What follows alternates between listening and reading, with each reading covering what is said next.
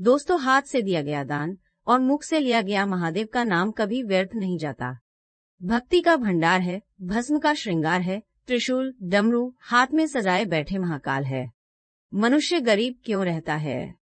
ये बात माता पार्वती को समझाने के लिए भोलेनाथ बने थे गरीब। आप सभी शिव भक्तों से मेरा अनुरोध है कि आप इस वीडियो को अंत तक देखें और पूरा मन लगाकर श्रद्धा भक्ति से सुनें, क्योंकि कहा गया है कि जहाँ कहीं भी भगवान भोलेनाथ की कथा हो रही हो और आपके कानों में सुनाई दे, तो उस कथा को आधा अधूरा छोड़कर जाने की गलती न करिए। अगर आप उस कथा को आधा सुनते हैं, आधे पर छोड़कर चले जाते हैं, तो इससे मनुष्य को पाप लगता है। इसलिए आप इस वीडियो को पूरा देखें और महादेव भोलेनाथ की कृपा के पात्र बने। भोलेनाथ की कोई भी कथा आपको नेक रास्ते पर चलने की प्रेरणा देती है। चलिए शुरू करते हैं। एक समय की बात है, माता पार्वती कैलाश पर्वत पर बैठी हुई पृथ्वी लोक की तरफ देख रही थी। ये देखते हुए उनके मन में एक विचार आया कि मनुष्य गरीब क्यों रहता है। अब इस प्रश्न के उत्तर को जानने के लिए वह महादेव की प्रतीक्षा करने लगती है, क्योंकि महादेव भोलेनाथ समाधि में लीन थे। भोलेनाथ की समाधि खत्म होने के बाद माता पार्वती भोलेनाथ से पूछती है कि हे प्रभु, आप मेरे मन में चल रहे विचारों का समाधान करिए। तब भगवान भोलेनाथ ने उस समस्या को पूछने के लिए कहा। तब माता पार्वती कहती है, हे प्रभु, इस संसार में पृथ्वीलोक पर मनुष्य गरीब क्यों रहता है? तब भगवान भोलेनाथ ने कहा, हे देवी, इस प्रश्न के उत्तर को जानने के लिए आपको हमारे साथ पृथ्वी लोक पर चलना होगा। वही आपके इन सवालों के जवाब मिल सकते हैं। अब ये सुनने के बाद माता पार्वती और भोलेनाथ दोनों पृथ्वी पर चले आते हैं। पृथ्वी लोक पर आने के बाद जिस रास्ते पर माता पार्वती और भोलेनाथ खड़े थे, उसी रास्ते से एक गरीब पति पत्नी आ रहे थे और वो दोनों आपस में बातें कर रहे थे। पति कहता है कि न जाने कौन से पाप मैंने किए थे जो मुझे ये गरीबी देखनी पड़ रही है। पता नहीं कब मेरी यहाँ गरीबी खत्म होगी। हम रोज कमाते हैं, तब भी हमारे परिवार का पालन पोषण नहीं होता। तब उसकी पत्नी कहती है, इतनी चिंता न करिए, भगवान भोलेनाथ पर विश्वास रखिए, कभी न कभी हम पैसे वाले जरूर होंगे। तब माता पार्वती भोलेनाथ से कहती हैं, हे भोलेनाथ, वो दोनों पति पत्नी आपको याद कर रहे हैं, आप उनकी समस्या का समाधान करिए। मेरी ये इच्छा है कि आप उन दोनों को धन प्रदान करें, उनको धनवान बनाएं। तब भोलेनाथ ने कहा, हे देवी, आप बड़ी ही भोली हैं। उन दोनों के भाग्य में अभी गरीबी है, वो दोनों अभी अमीर नहीं बन सकते। तब माता पार्वती और जिद करने लगती हैं और उनके जिद के आगे भगवान भोलेनाथ को झुकना पड़ता है। और महादेव कहते हैं, अगर आप इतना जिद कर रही हैं, तो मैं एक आभूषणों से भरे थैले को उस रास्ते पर रख देता हूँ। अगर उन पति पत्नी के भाग्य में धन होगा तो उन्हें वह थैला जरूर मिल जाएगा। अब इतना कहने के बाद भोलेनाथ थैले को उसी रास्ते पर रख देते हैं जिस रास्ते से वो दोनों पति पत्नी जा रहे थे। उसी समय एक अंधा व्यक्ति उसी रास्ते से आ रहा होता है। उस अंधे व्यक्ति को देखने के बाद वह पति पत्नी आपस में फिर से बातें करने लगते हैं और पत्नी कहती है, माना कि हम लोग बहुत गरीब हैं, लेकिन इस आदमी को देखो, ये बेचारा तो अंधा है, इसके जीवन में कितना कष्ट है, यह तो देख ही नहीं सकता। तब उसका पति बोलता है कि हाँ, ये बात तो तुमने ठीक कही। तब पति कहता है, चलो हम आज अंधे होने का नाटक करते हैं और एक दूसरे का हाथ पकड़कर चलते हैं और महसूस करते हैं कि अंधे व्यक्ति कैसे रहते हैं, कैसे चलते हैं, कैसे चलते हैं।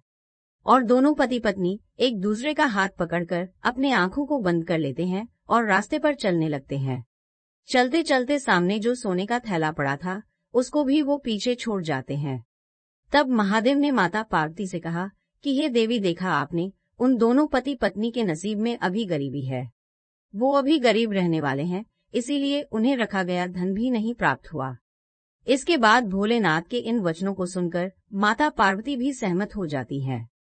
फिर भोलेनाथ ने कहा, हे देवी, अभी आपके और भी सवालों के जवाब मुझे देने हैं और इसके लिए हमें कुछ समय के लिए पृथ्वी लोक पर निवास करना होगा। ये कहने के बाद माता पार्वती और भोलेनाथ एक साधारण मनुष्य का रूप धारण कर लेते हैं। गांव के पास ही अपना डेरा जमा लेते हैं। तब महादेव ने कहा, हे देवी, हम मनुष्यों की तरह रहने वाले हैं, तो मनुष्यों की तरह हमें भोजन, पानी और हर चीज की व्यवस्था करनी होगी। तो देवी, आप चूल्हा बनाएंगी और मैं बाजार से कुछ खाने के लिए सामग्री लेकर आता हूँ।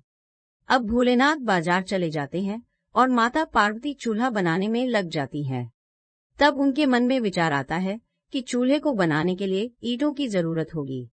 अब ईंट खोजने के लिए माता पार्वती अपनी झोपड़ी से बाहर निकलती हैं और कुछ दूर जाने के बाद उन्हें एक टूटा फूटा घर दिखाई देता है। माता पार्वती ने सोचा कि यह घर तो टूटा फूटा है, चलो इसमें से कुछ ईंटें ले लेती हूँ। अब माता पार्वती 5-6 ईंटें लेने के बाद अपनी झोपड़ी में चली आती है, एक चूल्हा बनाती है और भोलेनाथ का प्रतीक्षा करने लगती है। जब भोलेनाथ वापस आते हैं तो माता पार्वती ने उनसे कहती है, हे प्रभु, देखिए मैंने कितना सुंदर चूल्हा बनाया है। आप बाजार गए थे लेकिन सामग्री नहीं लाए। तब भोलेनाथ ने कहा, हे देवी, अब सामग्री की कोई आवश्यकता नहीं, अब आपके सवालों के जवाब मिलने वाले हैं। हे देवी, आप चूल्हा बनाने के लिए ईंटें कहाँ से लाई थी? तब माता पार्वती ने कहा, प्रभु, पास में ही एक टूटा फूटा घर है, मैं उस घर में से ही इन्हें लाई। महादेव ने पूछा, देवी, टूटा फूटा घर ही क्यों? आप किसी अच्छे और सुंदर घर से क्यों नहीं लाई? तब माता पार्वती ने कहा, मैंने देखा वह घर बहुत सुंदर है, मेरा मन नहीं हुआ कि उन घरों को बिगाड़कर वहां से ईंट लाऊं, इसीलिए मैं उस टूटे फूटे घर में से लेकर आई। तब भोलेनाथ ने कहा, देवी, आपके सवालों का उत्तर तो यही है। पर माता पार्वती कुछ समझ नहीं पाई। तब भोलेनाथ ने समझाया और कहा, देवी, इसी प्रकार मनुष्य भी अपने जीवन में अच्छे कर्मों द्वारा पुण्य को अर्जित करता है। उसी पुण्य के कारण वह जीवन में अमीर होता है। जो व्यक्ति अपने जीवन का महत्व समझता है, वह व्यक्ति अपने जीवन में धर्म, कर्म, पुण्य, दान का कार्य करता है, भलाई का कार्य करता है।